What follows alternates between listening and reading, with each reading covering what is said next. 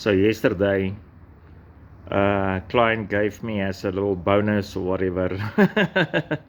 Well, it nearly turned into a bloody disaster, but he gave me this 4 batteries, and these things weigh hundreds and hundreds of kilograms each.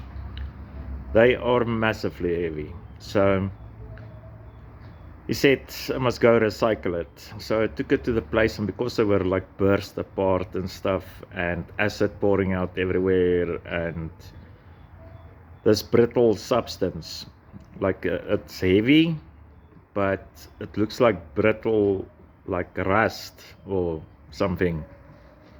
So it turns out if you melt that stuff, it turns into like clean lead. So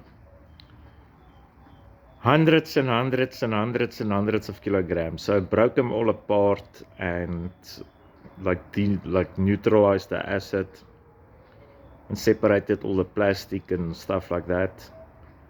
And I'll go and try again, but it's a lot.